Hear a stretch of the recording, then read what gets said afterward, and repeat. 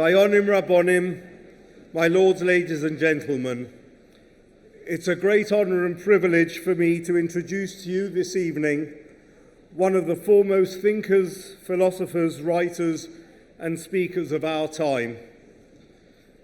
He has variously been described as an intellectual giant by one former Prime Minister and a light unto nations by the heir to the throne. He was successfully nominated earlier this year by the Archbishop of Canterbury for the most prestigious Templeton Prize for his exceptional contribution to affirming life's spiritual dimension. The Templeton Prize counts Mother Teresa and the Dalai Lama and Desmond Tutu amongst its previous recipients.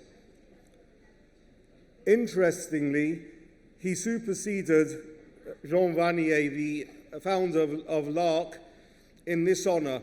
LARC is a community like Kisharon where people with and without intellectual disabilities live and work together as peers. In addition, he is also being awarded the Bradley Prize for distinguishing himself as a leading moral voice in today's world in defence of religious liberty and exploring the compatibility of religion and science. He has been attributed as saying, "Faith is not a certainty, faith is the courage to live with uncertainty," and that Judaism is the refusal to give way to despair. Ideas, I suggest, that are also found in the heart of Kisharon. On a personal note, he is a man full of kindness and humility, with a listening ear and a time for everyone. Perchance I happened to meet him together with his wife one Friday evening in St. John's Wood, and on hearing that my father was unwell, immediately came with me to visit him in the Wellington Hospital. Even more impressive than any of this, he has single-handedly dispelled the notion that joining the rabbinate is no job for a Jewish boy. Ladies and gentlemen, Rabbi Lord Jonathan Sachs. Your Excellency, Kvod Shagrir Medinat Israel, Mark Pregev. And may I say, Mark, what a blessing and a delight and honor it is to have you as the outstanding spokesman of Medinat Israel. We salute you.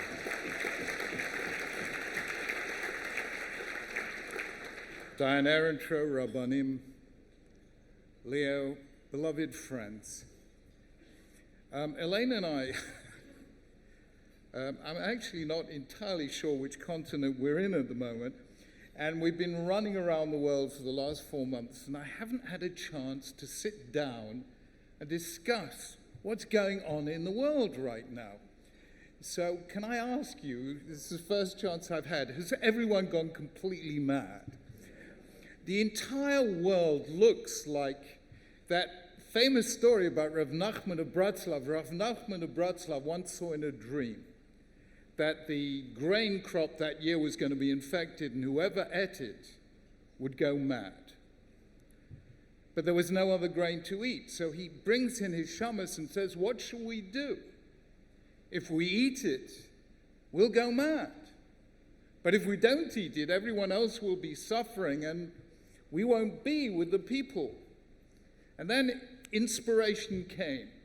And he said, look, we will eat the grain, but before we do so, we'll put a mark on one another's foreheads so that the whole world will go mad, but at least you and I will know we're mad. So I think that is actually what's happened to the world today. And that is why, just to remind yourself what humanity really is about, what sanity is about, what spirituality is about, you just have to set foot within the doors of Kisharon. Because that is quite sufficient to restore your faith in humanity and in what really matters. There are many kinds of beauty in this world. There's physical beauty. There's artistic, aesthetic beauty. There's intellectual beauty, a sudden insight or a theorem that explains the world. But the most important beauty of them all is moral beauty. And that is what you see in Kisharon. The care of the carers, the love and patience that they bring to everyone within Kisharon, and the transformational effect that that love and that care has on the lives of all who enter the doors of Kisharon. And I've found every single time I've been there moving, humbling, and profoundly uplifting. And so on behalf of all of us, let us salute and applaud Beverly Jacobson and all her incredible team of professionals.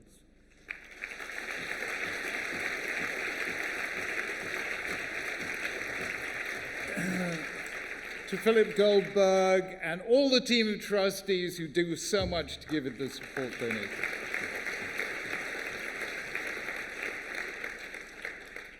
And a special personal thanks that I think we all feel to Leo and Susan Noe for the incredible support they give Kisharon, and to all of you for doing likewise.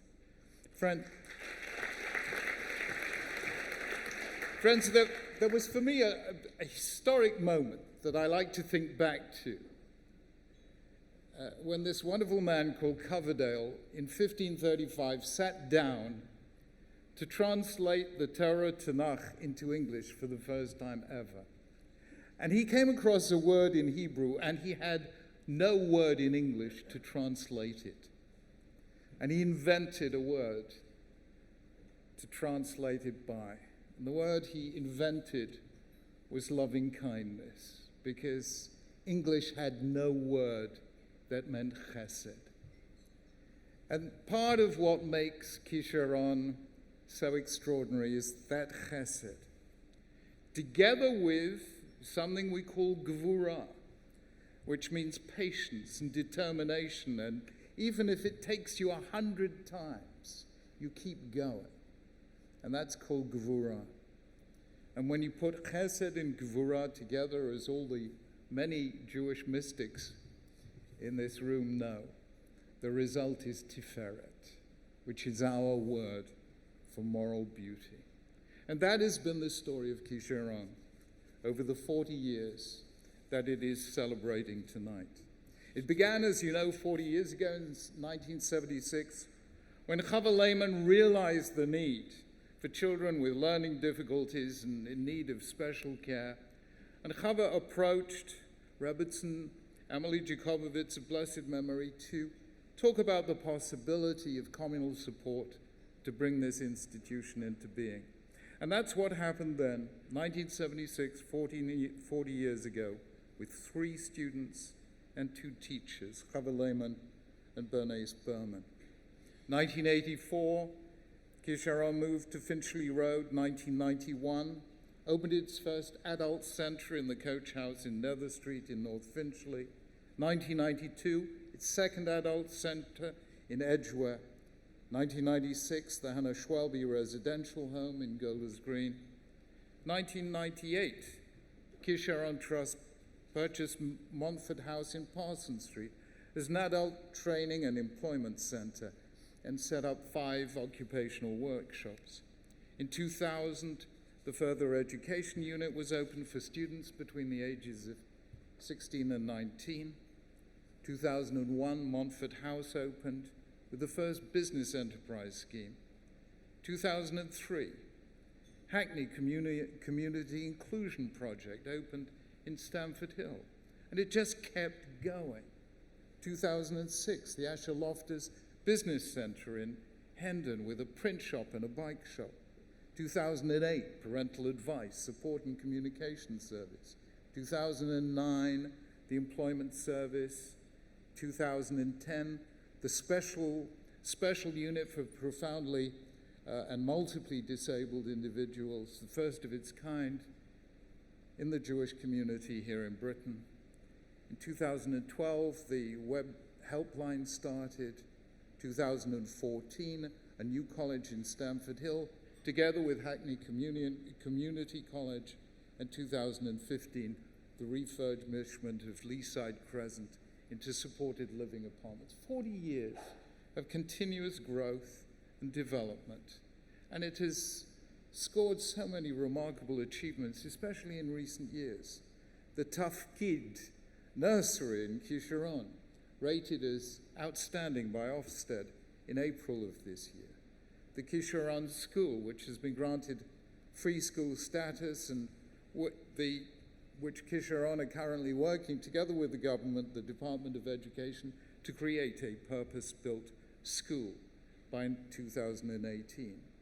The Hackney Community College at Kisharon, with its further education college, opened in 2014. There's Ohel Rochel, the 2 adult day centers, and the incredible employment program, which was recognized internationally last year, winning the Ruderman Prize for Inclusion. And all of this continues at the highest level of excellence, and it is just warming to the soul. Do you, tell me, do you have there, because I haven't seen a little book called 40 Kisharon Moments? Do you have that thing? I don't know if you've had a chance to look at it. But you know, putting all those incredible achievements together is nothing when you actually have a look at the little moments in individual lives where people just did things that nobody thought they were capable of. I was just moved to tears when I read the story of this 19-year-old girl who had never been able to communicate anything to anyone, and who for the first time in life just lifted a blue plate, a blue mat, to say, please give me something to eat. You know, something we take so for granted, but this for a 19-year-old, for the first time in her life, to make an act of communication. Or the child who describes what it felt like going on a bus for the first time in his life. Or another young man who spoke about baking a chocolate cake for the first time. I keep trying on that one. I never quite get there. The delight, the look of pride on a young man who has his first job. Or that incredible achievement of 4 pupils at Kisharon winning Duke of Edinburgh awards. Those things are little signals of transcendence, little miracles that somehow are among the most moving things I've ever come across in any community anywhere. Why is this so important? Because we are living in a world where so often religion appears in the news in the form, God forbid, of violence or terror, or intolerance and condemnation. And really and truly, Kisharon is reminding us of a truth that we should never have forgotten, that loving God should lead us to love our fellow human beings. That believing in God should lead us to see the Tselem Elokim, the image of God, in the face of every human being. And then there was Chava Lehman's own definitive belief that gave the organization its name, that every single one of us has our own Kisharon, our own gift, our own contribution to make. And simply to be able to see, as God did in the first chapter of the Torah, Vayar Elokim ki tov, to look at a child or a profoundly disabled individual and say, I see the goodness and the beauty in that person. But the real truth that for me makes Kisharon a living seminar in Jewish values is because I have always believed that it isn't our faith in God that's the real miracle. It's God's faith in us. And when I saw the faith Chava Lehman had in all those children and everyone who works at Kisharon, that faith that that child can do something that everyone else thought they couldn't do, and that faith brings that Kisharon, that gift, to life. That, for me, is what religion is all about. That is faith making a difference. Friends, once many years ago, I saw a film. I try not to make a habit of it. But there was a film years ago. Did you ever see it? It had Jack Nicholson. It was called About Schmidt. This shows you how old I am. Probably predates the Jurassic Age, when there was still... Does anyone remember this film? This film had the most enormous impact on my life. Jack Nicholson plays the vice president, the assistant vice president of an insurance company in Omaha, Nebraska, which is about as far from civilization as you can get.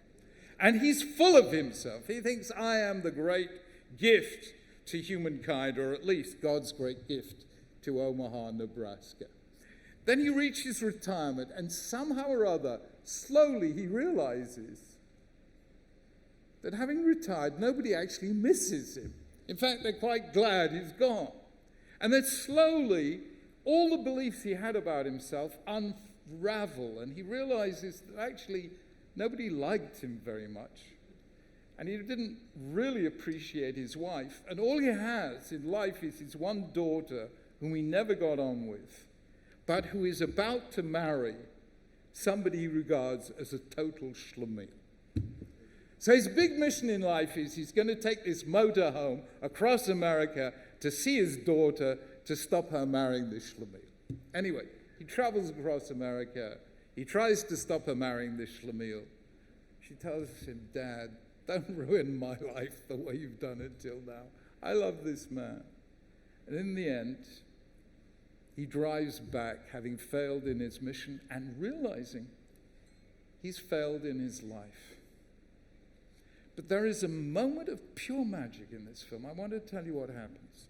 He's sitting there at the beginning of the film, completely bored, and he's channel hopping. Does anyone, I've just come back from Israel, they've invented this verb in Ivrit, lezap-zep, which is the Hebrew for channel hopping, And he's channel hopping, he's bored out of his mind, and he pauses at a channel, and there's an advert for a charity dealing with kids in Africa.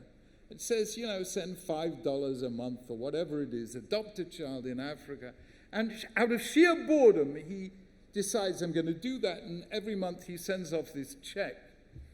And the charity tells him, there's a young man who's benefiting from your gifts. His name is Ngudu.